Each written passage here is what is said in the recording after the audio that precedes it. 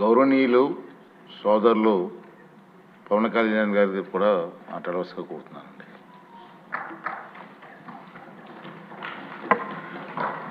అధ్యక్షుల వారికి హృదయపూర్వక నమస్కారం సార్.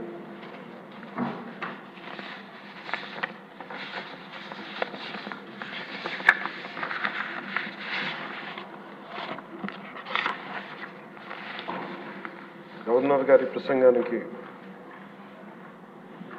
ధన్యవాదాలు చెప్తూ ప్రవేశపెట్టిన తీర్మానాన్ని జనసేన పార్టీ తరఫు నుంచి నేను కూడా బలపరుస్తున్నాను అధ్యక్ష. ఆద్యంతం గవర్నర్ గారు ప్రసంగ పాఠంలో చాలా కీలకమైన నాకు 3 అనిపించినాయి. ఒకటి, మనం వారసత్వంగా ఏమొచ్చింది మనకి, ఏం ఆశించబోతున్నాం, భవిష్యత్తులో ఎలాంటిదా ఆశించబోతున్నాం, కలెక్టివ్గా మనందరం కలిసి ఈ రాష్ట్రాన్ని ఈ కూటమి ద్వారా ఎలా ముందుకు తీసుకెళ్ళాలి అనేది 3 చాలా స్పష్టంగా చెప్పారు. గవర్నర్ గారి ప్రసంగంలో చాలా ప్రత్యేకించి చెప్పింది ముందస్తుగా ఆంధ్రప్రదేశ్ రాష్ట్రం ఏర్పడటానికి పొట్టి శ్రీరాములు గారి త్యాగ ఫలితం, తద్వారా భాషా ప్రయుక్త రాష్ట్రాలే ఏర్పాటు కావటం. అలాగే దానికి ఇంకొకటి నాకు అనిపిస్తుంది అధ్యక్ష, పింగళ వెంకయ్య గారు కూడా అంటే ముఖ్యంగా ఆంధ్రప్రదేశ్ నుంచి వచ్చిన పొట్టి శ్రీరాములు గారు కానీ, మువ్వెన్నెల జెండాను రూపొందించిన పింగళ వెంకయ్య గారు కానీ దేశాన్ని ప్రభావితం చేసే స్థాయి వ్యక్తులు. ఒకరి త్యాగం వల్ల భాషా ప్రయుక్త రాష్ట్రాలు ఏర్పడితే ఇంకొకరి రూపకల్పన వల్ల దేశానికి జెండా వచ్చింది. ఇలాంటి గొప్ప మహానుభావులు పుట్టిన నేల. దామోదరం సంజీవి గారు లాంటి మహానుభావులు సంస్కరణలు తీసుకోవాలి, అలాంటి వారు గొప్ప సంస్కరణలు తీసుకొచ్చిన నేల ఇది.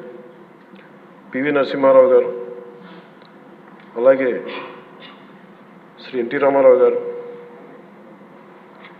వీరందరి పరంపరలో ఎప్పుడు ఆంధ్రప్రదేశ్ ముందుకెళ్తూనే ఉంది. అలాగే ఈరోజు గౌరవ ముఖ్యమంత్రి శ్రీ చంద్రబాబు నాయుడు గారు లేరు, వారి గురించి కూడా చెప్పాల్సి ఈ సందర్భంలో. ఆంధ్రప్రదేశ్కి ఎవరన్నా రావాలి అనుకుంటే ముందస్తుగా చంద్రబాబు గారు పాలన స్టార్ట్ చేసినప్పుడు, ఆయన ముఖ్యమంత్రిగా ఉన్నప్పుడు ప్రతి ఒక్కరూ మేము వచ్చి ఆంధ్రప్రదేశ్కి వచ్చి పని చేయాలి, ప్రతి ఐఏఎస్ అధికారి, ప్రతి ఐపీఎస్ అధికారి తపన పడేవారని నాకు ఢిల్లీలో చాలామంది ఐఏఎస్ అధికారులు చెప్పారు. అలాంటి అద్భుతమైన పాలన, ఛాలెంజెస్ని అధిగమించి ఆంధ్రప్రదేశ్ని అభివృద్ధి దిశగా తీసుకెళ్లారు. ముఖ్యంగా ఆయన బాగా నచ్చే అంశం నాకు ఆయనలో ప్రత్యర్థులను కూడా గౌరవించే గొప్ప గుణం. మొన్న ఈ మధ్యన మాకు చెప్తూ కూడా రాజశేఖర రెడ్డి గారి గురించి చెప్తూ ఆయన గురించి కూడా, ఆయన ఎంత ప్రత్యర్థి అయినప్పటికీ కూడా ఆయన గురించి కూడా మంచి వాక్యాలు చెప్పి ఆయన చేసిన మంచి పనిని కూడా చెప్పే సహృదయం ఉంది నారా చంద్రబాబు గారికి. వాటి నుంచి తీసుకోవాలి, ఇది మేము నాలాంటి వాళ్ళు నేర్చుకోవాలి, అలాంటి యంగ్స్టర్ మాకు కొత్తగా వచ్చిన వాళ్ళు నేర్చుకోవాలి. అలాగే కర్నూలు 1953లో కర్నూలు రాజధానిగా వచ్చింది. ఎప్పుడు మనకి ఇన్ని సంవత్సరాలుగా, ఇన్ని దశాబ్దాలుగా ఇంకా కొట్టుకుంటూనే ఉన్నాం. అన్ని రాష్ట్రాలు ఏర్పడ్డాయి, భాషా ప్రయుక్త రాష్ట్రాలు ఏర్పడ్డాయి. దేశం అంతా ఎవరికి రాజధాని వచ్చింది, ముందుకెళ్ళిపోయారు, అభివృద్ధి చెందారు. కానీ మన ఆంధ్రప్రదేశ్కి వచ్చేటప్పటికి కర్నూలు రాజధానిగా ఏర్పడింది. కాదని చెప్పి మళ్ళీ తెలంగాణలో కలిపారు. కొన్ని దశాబ్దాల తర్వాత మళ్ళీ విభజన జరిగింది, మళ్ళీ రాజధాని కోసం ఎత్తుక్కుంటూనే వచ్చాం. కింద మీద పడి 14 నుంచి 19 చాలా కష్టంతో ఒక రాజధానిని అత్యంత ఖర్చుతోటి నిర్మించే దశలో ఉండగా పరిస్థితులు అనుకూలించగా గత ప్రభుత్వం వచ్చింది. వాళ్ళు 3 రాజధానులు తీసుకొచ్చారు. ఎప్పుడు కూడా ఇన్ని సంవత్సరాలు, ఇన్ని దశాబ్దాలుగా మనకు స్థిరమైన రాజధాని అనేది ఒకటి లేదు. అది బేసిక్గా అది కేంద్ర బిందు ఒక అభివృద్ధికి, ఒక రాష్ట్రానికి. ఈసారి మటుకు చంద్రబాబు గారి ఆధ్వర్యంలో, గౌరవ ముఖ్యమంత్రి చంద్రబాబు గారి ఆధ్వర్యంలో ఇంకెప్పటికీ భవిష్యత్తు తరాలు ఇంకెప్పుడు ఏది రాజధాని, ఒక రాజధాని రెండా కాకుండా అమరావతి రాజధానిగా ఉండాలి, దాన్ని ముందుకు తీసుకెళ్ళాలి. దానికి మేమందరం సహకరిస్తామని ఈ సందర్భంగా మీకు తెలియజేసుకున్నాం అధ్యక్ష. అలాగే మనం వారసత్వంగా వచ్చింది మనం పొట్టి శ్రీరాములు గారి దగ్గర నుంచి, పింగళి వెంకయ్య గారి దగ్గర నుంచి మువ్వెన్నెల జెండా, భాషా ప్రయుక్త రాష్ట్రాలు వస్తే చెడు కూడా అట్లాగే మనం వచ్చింది అధ్యక్ష. మనకి గత ప్రభుత్వం మనకు అందించింది కీలకమైన పోలవరాన్ని పూర్తి చేయకపోవటం, సకాలంలో పోలీసులకు కానీ మిగతా ఉద్యోగులకు కానీ జీతభత్యాలు ఇవ్వలేకపోవటం, అన్ని డిపార్ట్మెంట్స్లో నిధులు మళ్లింపు, కనీస రోడ్లు కానీ బ్రిడ్జెస్ కానీ మౌలిక సదుపాయాలు లేకుండా చేయటం, రివర్స్ టెండరింగ్ అని కానీ వ్యవస్థలను నిర్వీర్యం చేయటం, సహజ వనరుల దోపిడీ, ఎర్రచందనం దోపిడీ, ఇక ఋషికొండ ఇలాంటి వైజాగ్లో ఎర్రమట్టి దిబ్బల్ని అడ్డగోలుగా నాశనం చేసేయటం, మద్యం ద్వారా కూర్చోబెట్టి అరాచకాలు చేయటం, పెట్టుబడులు వద్దామని ఎవరైనా వస్తుంటే వాళ్ళు భయపెట్టేసి రివర్స్ టెండరింగ్ అని చెప్పి వారిని పారిపోయేలా చేయటం పారిశ్రామికవేత్తలని. ఇది మనం తద్వారా మనకి వాళ్ళ ద్వారా కూడా వచ్చిన వారసత్వం అధ్యక్ష. వీటన్నిటిని అధిగమించి ఎలా ముందుకెళ్ళాలి, ఏ స్థాయిలో వెళ్ళాలి అనేది నేను మొన్న ఎలక్షన్ ముందు కూడా మా సహచరులందరికీ కూడా చెప్పాను, ప్రతిసారి ప్రజలందరికీ కూడా తెలియజేశాను. ఒక సుదీర్ఘమైన అనుభవం ఉన్న నాయకులు ఈ రాష్ట్రానికి చాలా అవసరం. దేశంలో కూడా ఇంకెవ్వరికి రాని పరిస్థితి మన రాష్ట్రానికి వచ్చింది. మనస్ఫూర్తిగా నేను అంతకుముందు ఏమి చెప్పాను, ఈరోజు కూడా అదే చెప్తున్నా అధ్యక్ష. 4 దశాబ్దాల సుదీర్ఘ అనుభవం ఉన్న శ్రీ గౌరవ ముఖ్యమంత్రి శ్రీ నారా చంద్రబాబు నాయుడు గారి అధ్యక్షతన, ఆయన లీడర్షిప్ కింద మేమందరం నాలాంటి వాడుగా నేర్చుకొని కింద పనిచేయడానికి, రాష్ట్రాన్ని అభివృద్ధి వైపు ప్రయాణం చేసేలా ముందుకెళ్ళడానికి సంసిద్ధంగా ఉన్నాం. మేము దాన్ని కట్టుబడి ఉన్నాం. ముఖ్యంగా లా అండ్ ఆర్డర్ చాలా క్షీణించిపోయింది. ఈ లా అండ్ ఆర్డర్ విషయంలో చూస్తే సాక్షాత్తు గౌరవ ముఖ్యమంత్రి గారిని దాదాపు అకారణంగా అన్యాయంగా 53 రోజులు ఆయన్ని ఒక ఫాల్స్ కేసులు పెట్టి జైల్లో పెట్టారు. అలాగే అధ్యక్ష, మీరు కూడా గతంలో మిమ్మల్ని కూడా ఎంత వేధించారో మా అందరికీ తెలుసు, సభ్యులందరికీ తెలుసు. నేను రఘురామకృష్ణరాజు గారు కూడా ఏ స్థాయిలో అనుభవించారో అందరికీ రాష్ట్రం అంతా తెలుసు. కానీ చాలా పెద్ద మనసుతోటి ఆయన వస్తే చాలా మనసు విప్పి నవ్వుతూ మాట్లాడడం చాలా ఆనందం కలిగించింది. మీ నుంచి మేము నేర్చుకోవాలి. ఎంత అంటే దాడి చేసిన, హాని చేసిన మీ పెద్ద మనసుకి సభాముఖం మీ అందరికీ మీకు ప్రత్యేకించి మీకు ధన్యవాదాలు చెప్తాను. మీ నుంచి స్ఫూర్తి తీసుకుంటాం. మీ నుంచి అంటే తిట్లు తిన్నా కానీ, దెబ్బ తిన్నా కానీ ఎంత సహృదయతో ఉండాలనేది మీరు చూపించారు.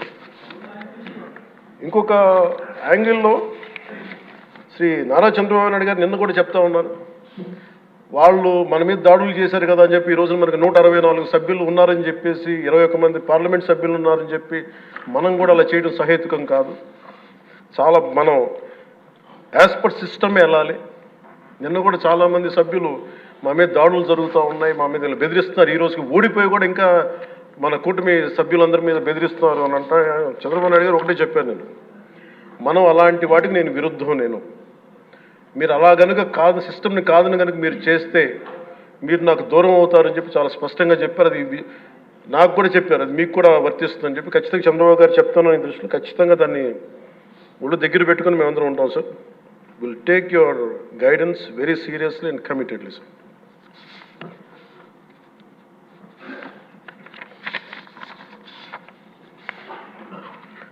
అలాగే కేంద్ర నాయకత్వం నిన్న ఈరోజు ఇందాక న్యూస్లో చూసిన అధ్యక్ష, 15,000 కోట్ల రూపాయలు మన ఏ అమరావతి లేకుండా ఈరోజు వరకు ఇబ్బంది పడతాం, అలాంటి అమరావతికి కేంద్ర మంత్రి మన నాయకులు గౌరవ ప్రధానమంత్రి శ్రీ నరేంద్ర మోదీ గారు బడ్జెట్లో ఈ రోజున 15,000 కోట్ల రూపాయలు అమరావతి కోసం రిలీజ్ చేసినందుకు సహృదయంతో మనస్ఫూర్తిగా కూటమి తరపున మా అందరి తరపున కూడా వారికి ధన్యవాదాలు తెలియజేస్తున్నాం అధ్యక్ష.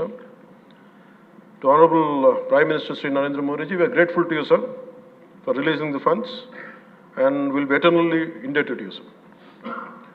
అలాగే భవిష్యత్తులో అధ్యక్ష చంద్రబాబు గారు కూడా చాలా స్పష్టంగా చెప్పారు నిన్న,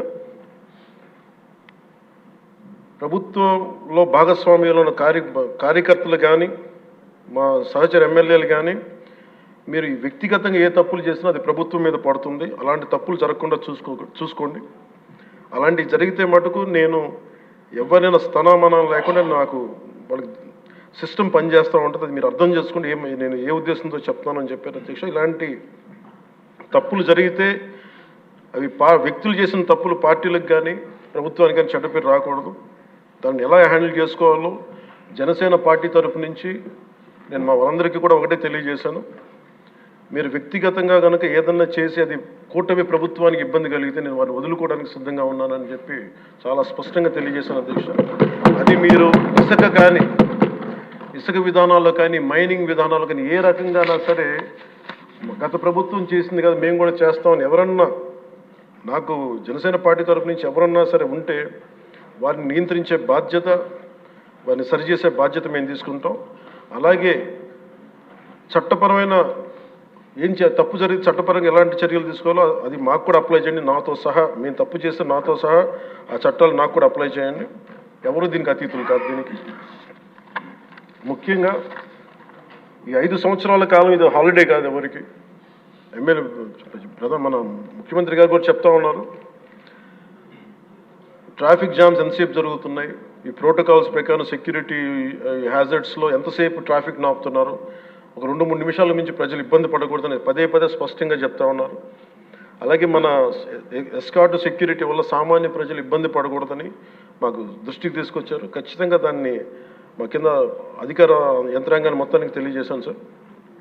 అలాగే ఈరోజు మనకున్నది భవిష్యత్తు బాధ్యత. ఇది కేవలం ఈ హౌస్లో ఉన్న వ్యక్తులకే కాదు అధ్యక్ష, ఇంక్లూడింగ్ బ్యూరోక్రాట్స్కి.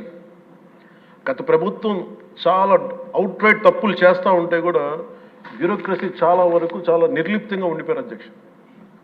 ఒక్క ఐఏఎస్ అధికారి ఏసార్లు రివ్యూ చేసిన ఒక్క ఐఏఎస్ అధికారి పేరు చెప్తా ఉంటారు. ఈ రోజున ఐఏఎస్ అధికారి ఏ శిక్ష పడకుండా వెళ్ళిపోయాడు. ఇలాంటి పరిస్థితులు జరుగుతూ ఉన్నాయి. So bureaucracy also has to take responsibility.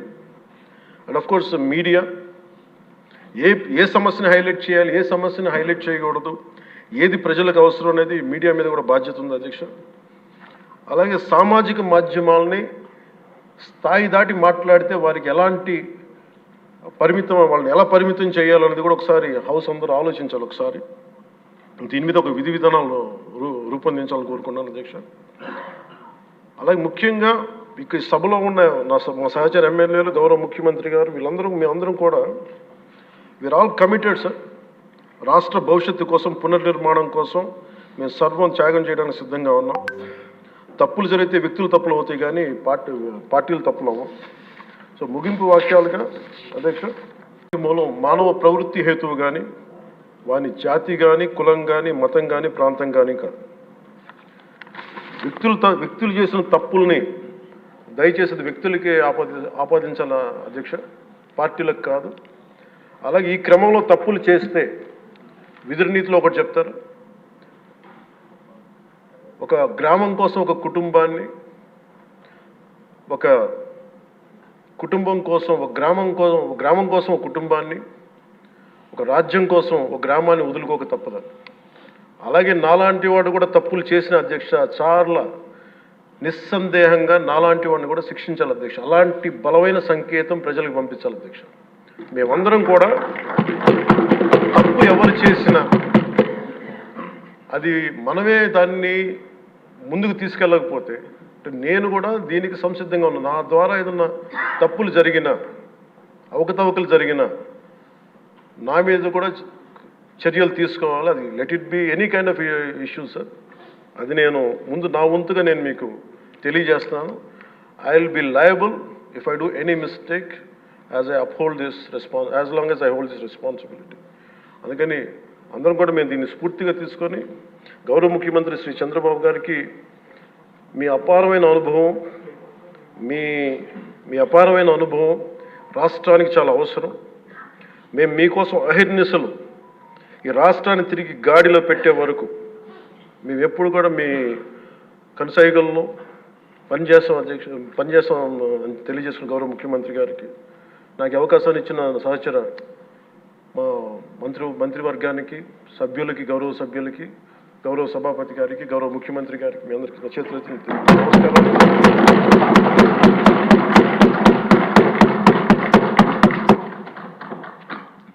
ఇప్పుడు